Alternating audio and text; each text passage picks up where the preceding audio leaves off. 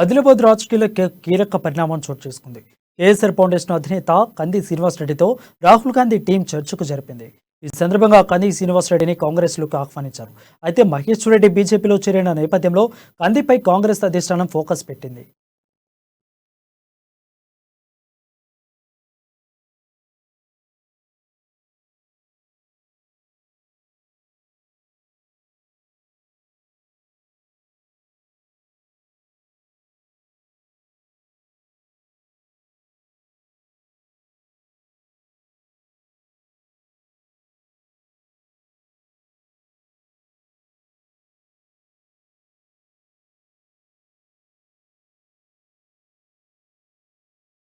ఆదిలాబాద్ అభివృద్ధి, ప్రజల సంక్షేమం కోసం కంది శ్రీనివాస్ రెడ్డి నిరంతరం పోరాడుతూనే ఉంటారు.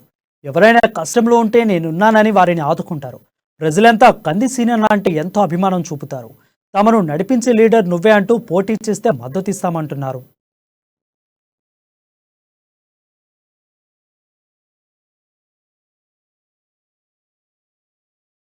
తాజాగా మాజీ మంత్రి రామచంద్రారెడ్డితో కలిసి కంది శ్రీనివాసరెడ్డి సమావేశమయ్యారు. కాంగ్రెస్ అధిష్టానంతో చర్చల విషయాన్ని వివరించారు. రామచంద్రారెడ్డి ఆశీస్సులతోనే ఆదిలాబాద్లో పలు సేవా కార్యక్రమాలను కంది శ్రీనివాసరెడ్డి ప్రారంభించారు. అలాగే డీసీసీ అధ్యక్షులు సాజిద్ ఖాన్, కాంగ్రెస్ ముఖ్య నేతలను కూడా శ్రీనివాసరెడ్డి మర్యాదపూర్వకంగా కలిశారు. ఈ సందర్భంగా వారు కంది శ్రీనివాసరెడ్డిని పార్టీలోకి ఆహ్వానించారు.